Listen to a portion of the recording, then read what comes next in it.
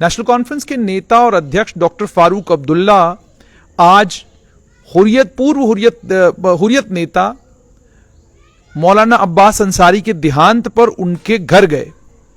उनके घर पर गए और उनके पुत्र के साथ उनकी तस्वीर जो है जम्मू कश्मीर नेशनल कॉन्फ्रेंस के ट्विटर हैंडल से ट्वीट भी हुई है।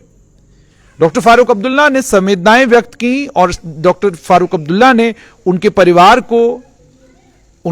के साथ थोड़ी देर बैठे, उनका ढाढ़स बंधाया और उनको यह कहा कि उन्हें हौसला और हिम्मत रखना है और आगे अपना काम करते चलना है। डॉक्टर फारूक अब्दुल्ला उनके घर में गए और डॉक्टर फारूक अब्दुल्ला के साथ अगर आप ट्विटर के ऊपर जाएंगे तो आप देखेंगे कि उनके साथ में नेशनल कॉन्फ्रेंस के कुछ और नेता तनवीर सादिक भी आपको मिलेंगे और तनवीर सादिक के साथ में आपको नासिर असलम वानी भी उसमें नजर आएंगे और अन्य कुछ और नेशनल कॉन्फ्रेंस के नेता आपको नजर आएंगे। मौलाना अब्बास अंसारी के घर वो गए। मौलाना अब्बास अंसारी हुर्रियत के एक नेता थे, हुर्रियत के पहले चेयरमैन भी रहे हैं एक लंबे समय तक और काफी देर से वो बीमार चल रहे थे और बीमारी के कारण उनका देहांत हो गया। उनके देहांत के बाद उनके घर पर नेशनल कॉन्फ्रेंस के नेता का जाना साफ तौर पर एक बात दर्शाता है कि नेशनल कॉन्फ्रेंस के नेताओं का जहां तक ताल्लुक है वो आज भी एक तरह की सोच के साथ जुड़े हुए हैं और अपने आप को उस सोच से अलग नहीं कर सकते हैं और वो जानते हैं कि राजनीतिक तौर पर उन्हें कब कहां क्या सूट करता है। फौरन उस सूटेबिलिटी के हिसाब से नेशनल कॉन्फ्रेंस के नेता एक जगह से दूसरी जगह चले जाते हैं। वहीं पर कश्मीरी पंडित समुदाय के लोग और खासकर वो कश्मीरी पंडित जिन्हें आतंकियों ने अपनी गोली का निशाना बनाया, वो कश्मीर घाटी में भी, अनंतनाग में जो कैंपों में रहते हैं वहां पर भी और जम्मू में जो कश्मीरी पंडित रहते हैं वो तमाम एक सवाल पूछते हैं कि डॉक्टर फारूक अब्दुल्ला की पार्टी से कि जिस कश्मीरी पंडित समुदाय ने 1996 में नेशनल कॉन्फ्रेंस को वोट दिया, 2002 में दिया, 2008 में दिया और 2014 में भी नेशनल कॉन्फ्रेंस को वोट दिया, डॉक्टर फारूक अब्दुल्ला एक बार भी अभी तक किसी भी कश्मीरी पंडित की आतंकियों के द्वारा की गई हत्या के बाद उनके घर पर उन संवेदनाएं व्यक्त करने नहीं गए। डॉक्टर फारूक अब्दुल्ला के पास समय नहीं था कि वो जाकर मालूम करते कि बडगाम में जो कश्मीरी पंडित रहते हैं वो आखिरकार कैंपों में किस तरह की जिंदगी गुजार रहे हैं, क्या हालात है उनको, वो मालूम करने नहीं गए। डॉक्टर फारूक अब्दुल्ला शुपियन नहीं गए ये मालूम करने के लिए कि एक कश्मीरी पंडित जो एक लंबे समय से शुपियन में रह रहा था और अपने सेब का कारोबार कर रहा था, उस सेब के कारोबारी की जब शहादत हुई, उस सेब के कारोबारी की शहादत के बाद डॉक्टर फारूक अब्दुल्ला शुपियन में उसके घर भी नहीं गए संवेदनाएं व्यक्त करने के लिए, अफसोस का इजहार करने के लिए और उनका ढाढ़स बंधाने के लिए वहां डॉक्टर फारूक अब्दुल्ला नहीं गए। डॉक्टर फारूक अब्दुल्ला नहीं गए उन सभी कश्मीरी पंडितों के पास जो कश्मीरी पंडित इस विश्वास पर घाटी में वापस गए थे और अभी भी घाटी में हैं कि हम घाटी में आतंकवाद, अलगाववाद का मुकाबला करेंगे और जो यहां पर बाकी समुदाय के लोग हैं उनके साथ मिलकर हम कश्मीर को गुलजार बनाएंगे, कश्मीर को फूल का गुलदस्ता बनाएंगे। डॉक्टर फारूक अब्दुल्ला वहां पर भी नहीं गए। क्या कारण है? क्यों डॉक्टर फारूक अब्दुल्ला आखिरकार कश्मीरी पंडित समुदाय के लोगों के घरों में जाने से परहेज कर रहे हैं? अगर कश्मीर घाटी में कश्मीरी पंडित समुदाय के लोगों के यहां जाने से परहेज आखिरकार क्यों कर रहे हैं? अगर कश्मीर घाटी में नहीं जा सकते तो क्या जम्मू संभाग में आकर कश्मीरी पंडितों के घर जाकर संवेदनाएं व्यक्त नहीं कर सकते?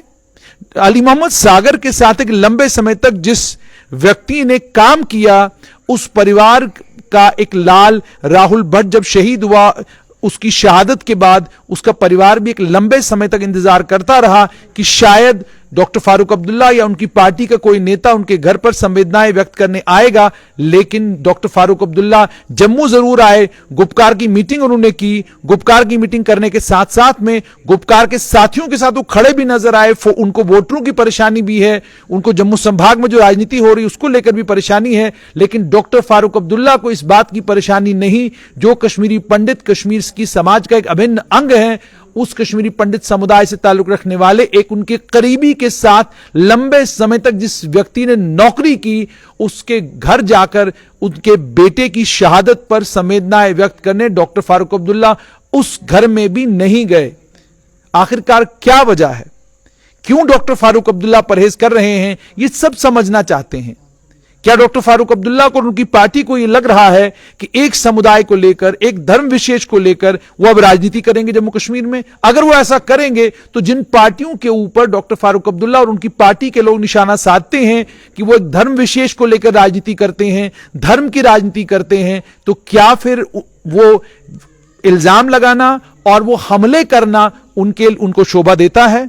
आप किसी को यह कहें कि आप एक धर्म और एक समुदाय को लेकर राजनीति करते हैं, तो आपका जितना भी पॉलिटिकल एक्टिविज्म है, जितना भी राजनीतिक गतिविधियां आपकी हैं, वो साफ तौर पर दर्शाती हैं कि आपको भी समझ आ गया है कि माहौल इस तरह का बन गया है, जिस माहौल में जब तक एक धर्म और एक समुदाय विशेष के साथ नहीं चलेंगे और वहां नहीं जाएंगे जहां जहां से आपको लगता है कि आपको वोट मिलेगा, तब तक बात नहीं बनेगी। तो फिर आप किसी को कैसे कह सकते हैं कि आप किसी धर्म विशेष या समुदाय विशेष की राजनीति ना करें? कश्मीरी पंडित समुदाय एक लंबे समय से पलायन के बाद जम्मू संभाग में जिंदगी जी रहा है, चाहे वो जगती के कैंप हो, चाहे उधमपुर में हो, चाहे जम्मू में हो, चाहे दिल्ली में हो, बॉम्बे में हो, किसी भी जगह हो, हर जगह पर इस समुदाय ने कंट्रीब्यूट ही किया है, किसी का नुकसान नहीं किया।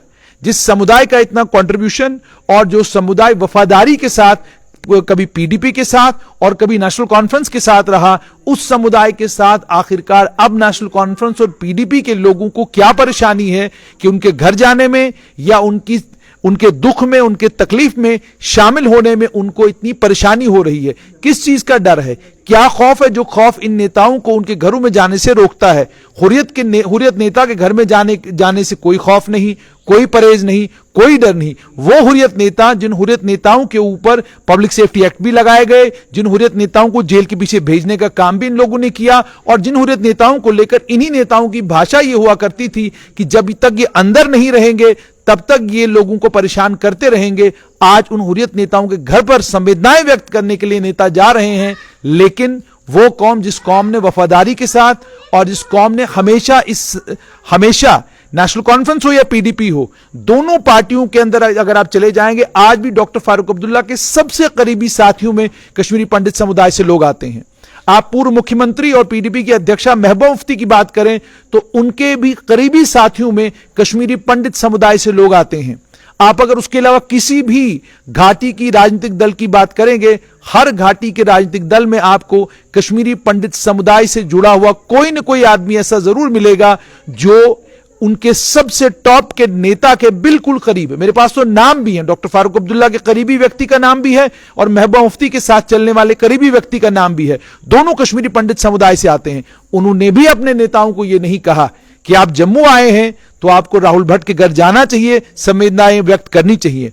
आप पूर्ण कृष्ण भट्ट के घर जाइए, उनका दुख बांटिए, उनकी तकलीफ बांटिए और उनके दुख और उनकी तकलीफ में उनके साथ शामिल हो जाइए। इन नेताओं ने इनको नहीं कहा, या ये कहते हैं और ये नेता सुनते नहीं हैं। अगर ये नेता सुनते नहीं हैं तो कारण क्या है? क्या इन नेताओं ने कुछ और सोच लिया है, या अब ये कश्मीरी पंडित समुदाय को कश्मीर का, घाटी का हिस्सा नहीं मानते? ये सारे सवाल आम जनमानस पूछता है।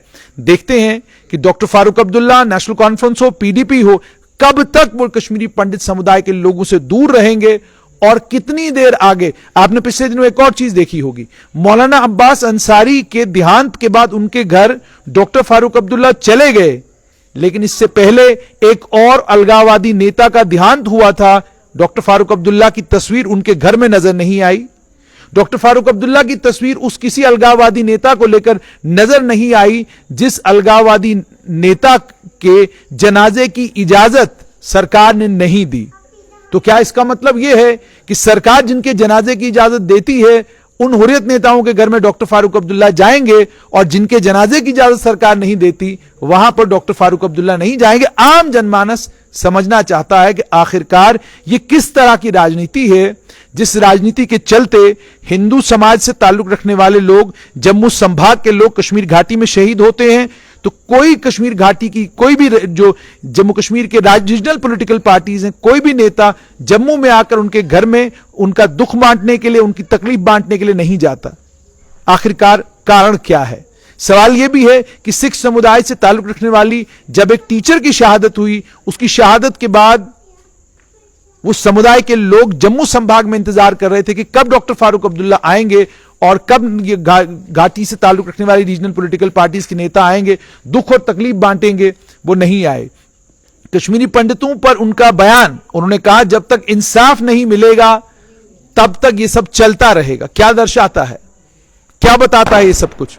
इसका मतलब यह है ये कोरी राजनीति है और आप भी धर्म विशेष और समुदाय विशेष की राजनीति कर रहे हैं, यह आपको मानना होगा। यदि आप सभी समुदायों को, सभी धर्मों को और सभी जितने भी जम्मू कश्मीर इस केंद्र शासित प्रदेश के छोटे छोटे रीजन्स हैं या जिले हैं, अगर सभी जिलों को और सभी संभागों को एक जैसा देखते हैं, तो फिर कश्मीरी पंडित समुदाय के लोग हों, सिख समुदाय के लोग हों या अन्य किसी और समुदाय के लोग हों, प्रवासी मजदूर हों, बिहार के हों, यूपी के हों, आप उनके घरों पर उनका दुख और उनकी तकलीफ बांटने के लिए क्यों नहीं जाते?